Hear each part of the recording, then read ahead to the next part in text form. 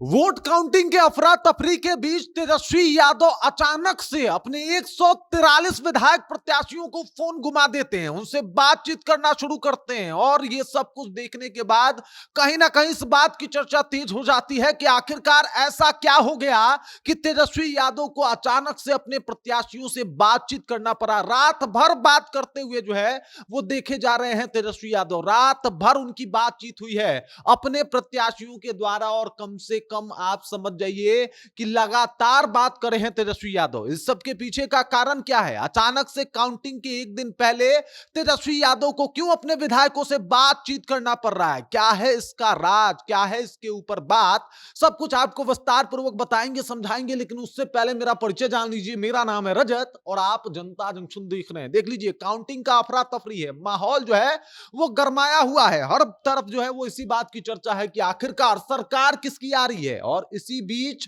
अगर exit poll की बात की जाए तो कुछ एग्जिट पोल जो है वो तेजस्वी यादव के फेवर में है, तो कुछ एग्जिट पोल जो है वो एनडीए की सरकार बना रही है। लेकिन इसी बीच एकदम से दावा भी है तेजस्वी यादव का कि ये मुख्यमंत्री बन रहे हैं, 18 को शपथ ले रहे हैं। और इन दावों के बीच एक ऐसी खबर बाहर आती है जिसकी चर्चा अब पूरे बिहार में हो रही है।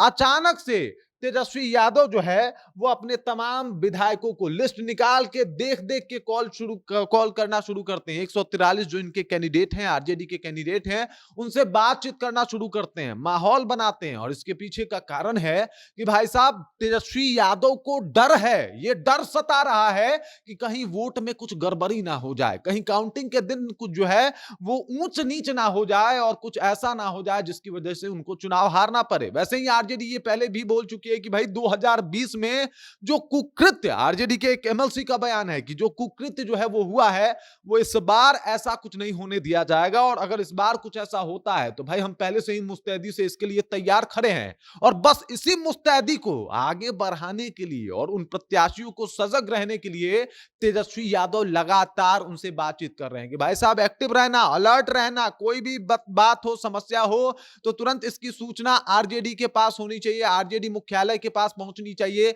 सब जानकारी, सब डिटेल सबके पास जो है वो एकदम टाइम टू टाइम जो है वो अपडेट रहना है और टाइम टू टाइम आपके पास पता होना चाहिए। ये प्रत्याशियों को संदेश दिया है तेजस्वी यादव ने कॉल करके, और कहा है कि भाई आरजेडी की सरकार तो बन रही है लेकिन इसके लिए आपको सजगता दिखानी पड़ेगी, वही सजगता जो आप इलेक्शन के दौरान दिखाए हैं। जिस तरीके से आप एक्टिव होके लोगों के बीच गए हैं, लोगों से जो है उन्होंने, आप लोगों ने वोट देने की खुद को अपील भी करी है और लोग आपसे कन्विंस भी हुए हैं। यहां तक तेजस्वी यादव मान रहे हैं, लेकिन कह रहे हैं कि भाई कुछ भी हो सकता है, कुछ भी माहौल जो है वो गड़बड़ा सकता है। हाथ जोड़ के रिक्वेस्ट कर रहे हैं कि भाई कुछ भी हो, बातचीत जो है हमसे करते रहना। और ये एकदम एकदम हर एक बूथ पे आप लोगों को एक्टिव रहना है, हर एक अपने विधानसभा का जो है वो पूर्णतः प्रोटेक्ट करते हुए उसकी जानकारी कहीं ना कहीं सही आए, इसकी भी जानकारी आपको रखनी है। और कुछ भी अफरा तफरी हो तो उसको हैंडल भी करना है। इस तरीके की बातें जो है वो तेजस्वी यादव फोन करके अपने प्रत्याशियों को बताते हुए दिखाई दे रहे हैं। देखिए, ये बताने का पहला मतलब ये है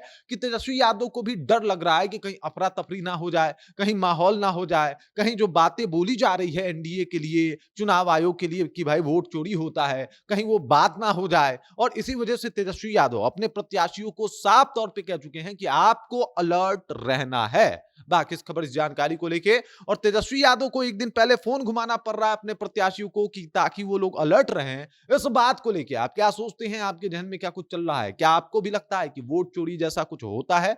तो कमेंट करके अपना विचार हम तक पहुंचा दीजिए। बाकी आप देख रहे हैं जनता जंक्शन और मेरा नाम रजत है।